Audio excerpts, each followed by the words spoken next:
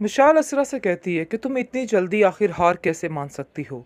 तुम्हें ये सब बातें जेब नहीं देती। मैं चाहती थी कि तुम डट कर इस सुल्तान का मुकाबला करती और सुल्तान को इस मामले में हार माननी ही होगी। जिसको सुनकर असरा कहती है कि ये मेरे बस की बात नहीं, ना ही मैं ऐसे लोगों के मुंह लगना चाहती हूँ। इसलिए बेहतर यही है, मैंने फैसला किया है कि किनारा कर लिया जाए। इसके अलावा और कोई ऑप्शन भी नहीं है। इसलिए मैंने अपने घर वालों को जाकर सारी बात बता दी। आज तक मैंने कोई भी बात ऐसी शेयर नहीं की जिसकी वजह से हमारे घर की बेइज्जती हो, लेकिन अब ये सब कुछ करना बहुत ज़्यादा ज़रूरी हो चुका था। मशाल कहती है, हाँ ये सब बातें तो बिल्कुल ठीक है, लेकिन फिर भी मैं तुमसे कहना चाहूँगी कि बड़े तरीके के साथ तुम हर चीज़ को हैंडल करना। ऐसा ना हो कि सब कुछ तुम्हारे हाथ से जाता रहे। आगे से आप देखेंगे कि सच को कहती है कि आगे मेरे हाथ में क्या था, कुछ भी नहीं। इसलिए अब इन सब बातों का अफसोस करना बिल्कुल नहीं बनता है, और तुम भी इन सब बातों को लेके बिल्कुल भी परेशान मत हो। ये सारी बात जो है पहुंच जाती है तलत के पास। तलत काफ़ी ज़्यादा हैरान होती है और कहती है कि आखिर मुझे तुमसे इस कदर बेवकूफ़ाना यानी कि अहमकाना हरकत की उम्मीद नहीं थी। तुमने बहुत बड़ी गलती की है ये कदम उठा के। तुम मुझसे मशवरा तो कर सकती थी, कोई बात तो कर सकती थी, लेकिन तुम ये हरकत करोगी मैं सोच भी नहीं सकती थी। जिसको सुनकर तलत को वो साफ जवाब देती है और कहती है कि आज तक आपने मेरी फेवर में क्या बोला, कुछ भी नहीं बोला है। लेकिन अब मज़ीद आप लोगों की बातें मैं नहीं सुनने वाली, क्योंकि जैसे ही हाला ने ये सब बातें की थी और आपको बताया था कि सब कुछ क्या चल रहा है, क्या हो रहा है और मज़ीद आगे क्या होने वाला है, लेकिन आपने उसकी बात को टोक दिया और उसकी बात ख़त्म करके अपनी ही बातें लेकर बैठ गई। इसलिए मज़ीद अब आपसे भी मैं कोई बात नहीं करना चाहती हूँ। जिसको सुनकर आप देखेंगे कि तलत को इस बात का एहसास हो जाएगा कि वाकई कहीं ना कहीं असरा बिल्कुल सच बोल रही है। असरा की बातों में हकीकत है, इस चीज़ का अंदाज़ा उसको बखूबी हो जाता है। इसलिए वो खामोश हो जाती है और कहती है कि तुम फिक्र मत करो, इस बात को बढ़ावा मत दो, मैं खुद जाकर सुल्तान से बात करूंगी। मुझे यकीन है कि वो मेरी बात ज़रूर मानेगा। लेकिन आप देखेंगे किस तरह कहती है कि अब किसी बातों की कोई गुंजाइश नहीं बची, ना ही मैं आपको आगे भेजना चाहती हूँ और आप दोनों के दरमियान दंगा फसाद मचाना चाहती हूँ। मैं चाहती हूँ कि यानी कि जो कुछ हो रहा है इसको बस अब ख़त्म किया जाए। इसलिए आपको भी कोई बात करने की या कोई बहस करने की ज़रूरत नहीं है। मैं जैसा करना चाह रही हूँ मुझे अब वैसा ही करने आप दीजिए। किसको इस घर में लेके आना चाह रहे हैं ये सारा कुछ तो मुझे भी पता है। अगर मेरी माँ ने सच कह दिया, सारा कुछ सच सामने लेके आ गई, तो आपको इतना बुरा लग रहा है कि आप उनके बारे में इस तरह गलत अल्फाज यानी कि बातें कर रहे हैं। मैं आपको इस चीज़ की इजाज़त कभी भी नहीं दूंगी कि आप उनके बारे में इस तरह की बातें करें। मेरी हद तक ठीक था जो था, लेकिन अब ऐसा कुछ भी नहीं होने वाला है। बस मैं आपसे यही कहना चाहती हूँ कि अपनी ज़बान को थोड़ी सी लगाम दें, क्योंकि ये ज़बान जो है एक दिन बहुत बुरे तरीके से आपका बुरा हश्र होने वाला है। क्योंकि जब ये बात सरवर भाई को पता चलेगी कि आप उनकी माँ के बारे में ये सब कुछ कर रहे हैं, तो वो आपको कभी भी माफ़ नहीं करेंगे। कभी भी इस चीज़ के लिए आपको माफ़ी नहीं मिलेगी। जिस पर वो कहता है कि तुम क्या समझ रही हो कि मैं तुम्हारे घर वालों से डर गया हूँ या मुझे इनका कोई खौफ है। ये अगर समझ रही हो तो अपने दिमाग से ये बात निकाल दो, क्योंकि ऐसा कुछ भी नहीं।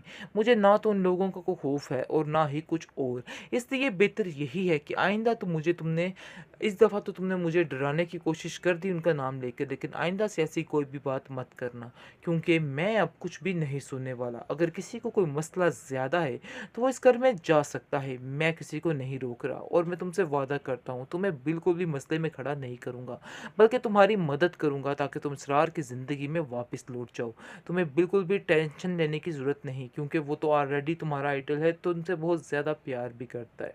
जिस पर वो कहती है कि मैंने आपसे ऐसे कभी नहीं कहा है, लेकिन ये लहदा बात है कि आपने हर बात को उल्टा मतलब देकर उसका उल्टा मतलब ही निकालना होता है। बहरहाल जो आपने समझना है समझिए, मुझे अब अपनी सफाई में कुछ भी बात करने की ज़रूरत नहीं है।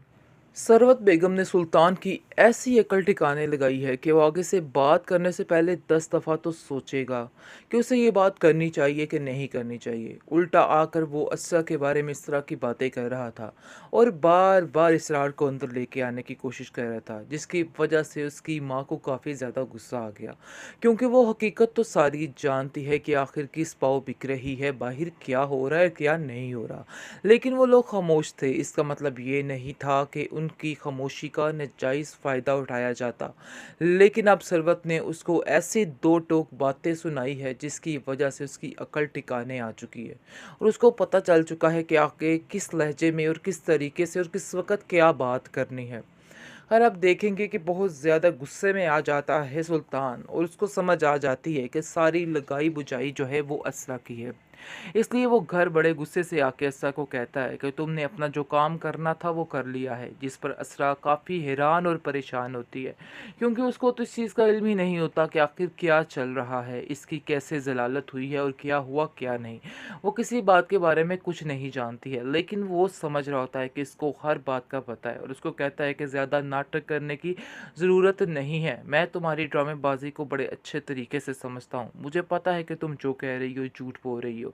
आगे से वो कहती है, मुझे वाकई में किसी बात का कुछ पता नहीं है, लेकिन उसको कहता है सुल्तान कि घर की बातें जो निकली हैं सारा कुछ तुम्हारी वजह से ही हुआ है, तुमने ही घर की सारी बातें जाकर अपने घर वालों से की हैं, तो उन्हें इन बातों का इल्म हुआ, वरना उन्हें कैसे पता चलता कि क्या हो रहा है क्या नहीं हो रहा। आगे से वो समझाने की कोशिश करती है कि शायद आपको इस चीज़ का अंदाज़ा नहीं कि वो लोग भी इसी शहर में रहते हैं और आपके चाल चलन से वाकिफ़ हैं, और सारी दुनिया जानती है। ये अलहदा बात है कि कोई बात मुंह पे करे या ना करे, लेकिन इंसान के जो अंदर होता है वो सबको सब पता होता है।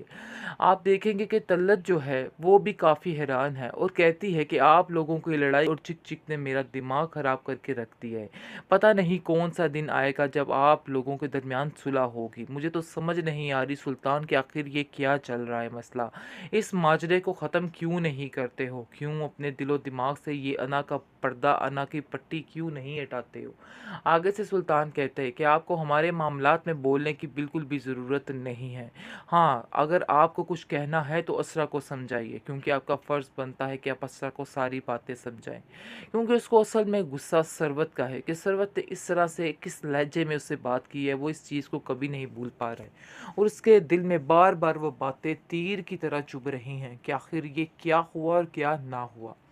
बहुत ज़्यादा परेशान हो चुका है और उसको समझ नहीं आ रही कि आखिर अपने आप को सही साबित करने के लिए वो क्या करे, क्योंकि उसने अपनी ज़िंदगी में कभी हार को नहीं देखा है। इसलिए वो इन सब बातों को एक्सेप्ट नहीं कर पा रहा कि कोई उसके बारे में भी ऐसा कर सकता है, ऐसा सोच सकता है।